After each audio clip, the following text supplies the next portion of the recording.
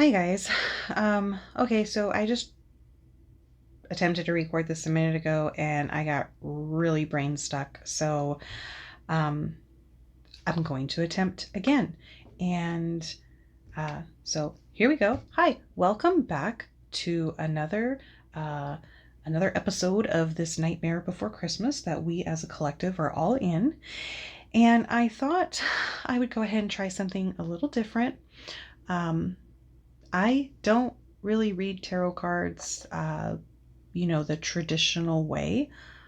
Uh, yeah, and I mean, and I just finished the Hogwarts readings for this week, and I can tell you right now that trying to kind of make up your own uh, system, or basically like putting together your own deck, like these people who have designed decks and they work with their own decks that they designed, hey, more power to you. Because wow. And then doing it on camera with brain injuries, it's a bit of a task. So yeah, with that being said, I figured for this I'm gonna go ahead and just try something different. Okay, so I want to do a spread from the actual book that comes with this deck, and I was thinking I wanted to do this one. It's called A Peek Behind the Cyclops Eye. It's just a 3-card spread, and the fact that you are my third reading for today, I'm thinking, for the sake of brevity, let's just go ahead and try this.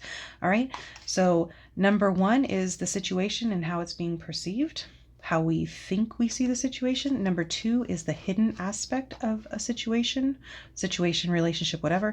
And number 3 is a bit of advice on how to handle it so that we can kind of like deal with it or resolve it or whatever. Basically some advice on how to work through this situation that has this underlying element. All right, so that's what we're going to try for. And I don't like hard shuffling on camera. I stopped doing that like this week pretty much because it's so highly annoying. It sounds horrible. Or maybe I stopped last week. When did I stop? Did I do it on camera? I don't know. So here's what I'm going to do. I'm going to give it a couple more shuffles because I've already shuffled the heck out of it.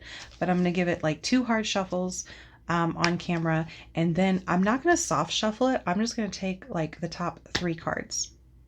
Period. I'm trying something new. Maybe it'll work. Maybe it won't. But you know what?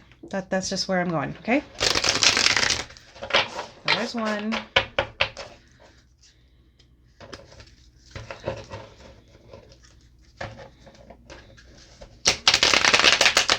There's 2.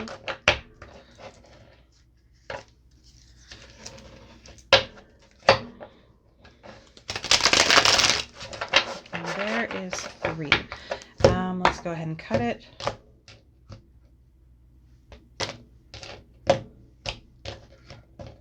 Okay, well, we're going to call it that way, that way, that way. And, all right, so first card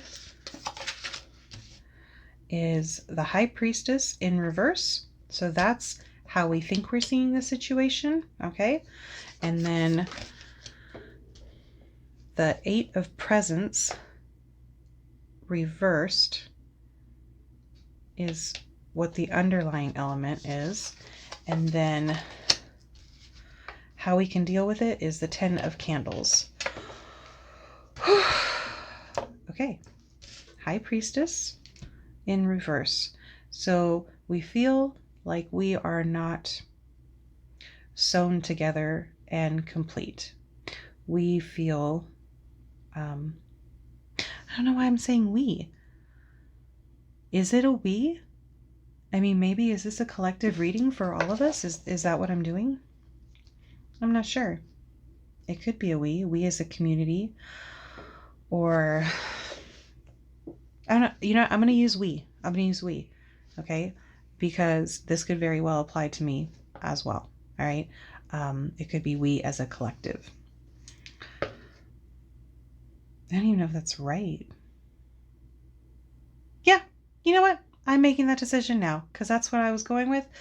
This is a collective reading for the collective energy of the collective. Pretty original, I know. Okay, so we feel really not put together. We feel very like coming apart at the seams, like everything's just not going right.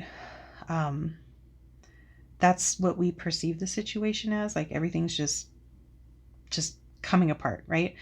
Because, you know, if it was upright, then it's, you know, put together. The high priestess, she's got it all together. She's sewn and stitched up perfectly.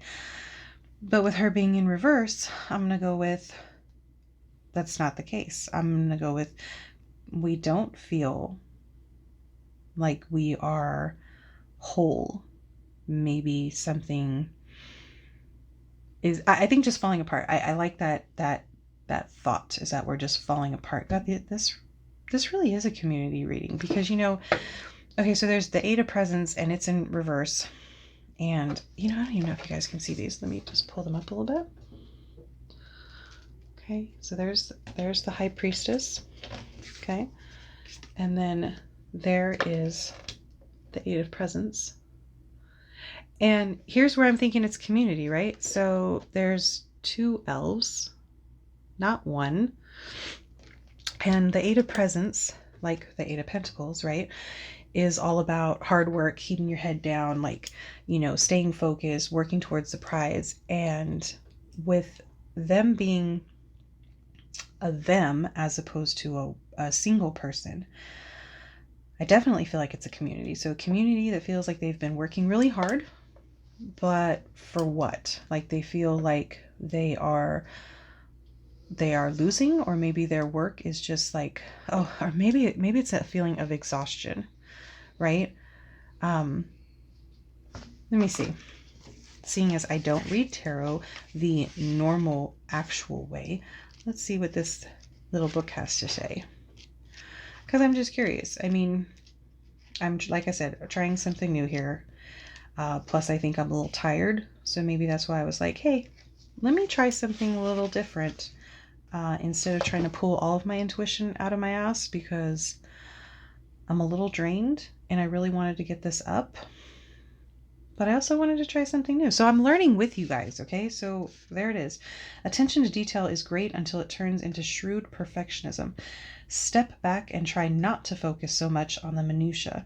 Make sure the big picture is on track before getting lost in the details. Okay. Okay. So it's a matter of the focus, right? So really focused if it's upright and working towards it. And now this one is like, oh God, don't I have that problem, right? I mean, maybe some of us really do. Like just thinking so hard on it that you just go down to the details. Just break and break and break and break and break until it's like you spend so much time on the details, but you miss the entire big picture. Yeah. I really kind of applies to this time period right now.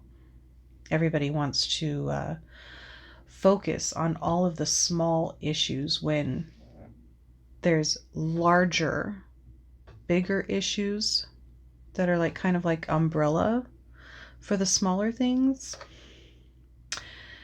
And I feel that the more we faction off and the more we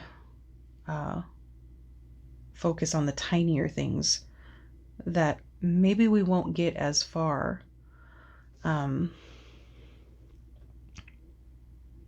Yeah. I just had a moment of pause there, because I definitely have been kind of humming and hawing over, like, do I go and get political on this channel? I feel like I really want to, but then I feel like that's what my podcast is for. And so I'm kind of working up to it. Okay, so for the 10 of Candles, sometimes big responsibilities. Okay, yeah, I read this. Okay, so this is obviously a political read, guys. Yeah. I mean, and I don't know if you're in the States. If you're in the States, that's what it's saying. And gosh, if this isn't what I was just saying on Twitter today, that, look, go ahead and feel however you want to feel about the election, but we are nowhere near over. nowhere near over. Don't focus on the little details right now. I don't care if they're calling it and they're saying that one person won and the other person didn't. This fight is not over. Like, great, yay, we have a moment of victory right now, but it ain't gonna last. I mean, it can, but you have to work really hard to keep it going. So that's where I want you to focus right now. That's where I'm focusing, and that's how funny that this is what comes out, because this is exactly what I was saying. What I've been saying is that, November 3rd is going to come and go, and there's a lot to be done before the next inauguration in January. There's a lot to be done. There's a lot that can happen. There's a lot of things that still need to be put in place, and a lot of precautions. It's like, basically, don't give up the fight yet. Don't let your guard down. You worked hard. You got there. Yeah, behind the scenes, a lot of people, especially if you're talking about like the details, and this really just makes me think of like the mail-in ballots coming in by like the sackful. It reminds me of that scene from the first not Nightmare Before Christmas, the Miracle on 34th Street with Natalie Wood when she was a little girl. And they come in and they drop that big old package of mail on the judge's desk, and then they start bringing more and more and more and more in, right? It just reminds me of that. So it makes me think of the mail, and it makes me think of the mail-in ballots, and how there's this big discrepancy, and people are, fighting about the details. Are they legal? Are they illegal? Okay, so that's what's going on behind the scene. There's a lot of fighting, and yeah, obviously we can see that, but everybody else is thinking like, well, no, they're not thinking that we're falling. Maybe the one party is feeling that way versus the other party. I think everything, what that makes me think of? It's like in Hamilton, when the war is over, right? And they're like, and I hear the drinking song that they're singing, and it's, the world turned upside down. And my gosh, if that's not what it feels like right now, the entire world is upside down, right? So whoever we are, it's time to just kind of like rip the stitches open and rebuild it, right? But it's a long road. We're not done. We're not done. This is definitely saying, okay, so there's a lot of focusing on the details. There's a lot, and trust me, I'm not saying that, oh, just call it good at all. I'm really not saying that. I want it to be as fair as possible. But, and that's why I'm not joining in the revelry and the rejoicing, because I'm like, I've lived through a few elections where I'm like, oh, okay, we thought it was this way, but then, oh, nope, it went that way. So, and I mean, and one of the main things is there's still states who the people on the Electoral College do not have to vote how they were told to vote. So if one person has X amount of electoral votes, that doesn't mean that they get those votes. I'm sorry. I've seen Gore and Bush and Clinton and Trump. Like, I'm sorry, that it doesn't work that way.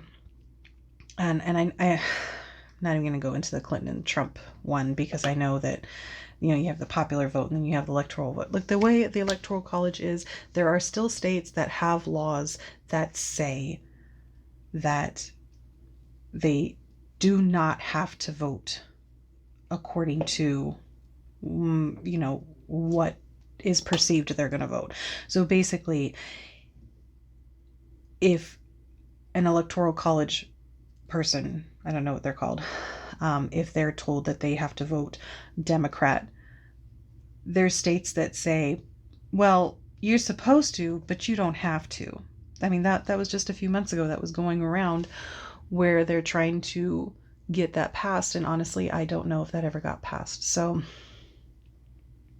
anyways, all I'm saying is, don't let your guard down. Whether you agree with me and my opinions or not, I mean, whatever. If I'm wrong and I'm misquoting some information, I do apologize. I'm quoting it the way I remember it. And to prove it, I'd have to go through like months of screenshots of shit. So, not that I can't. I totally willing could do it. But there it is. I'm not sure that's how I wanted to go with this reading. I don't know if anybody's gonna even watch this, but that's what I got so far. The Cyclops eye. And yeah, that was fun. Totally not anywhere where I thought it would go, but great. I'll see you next week.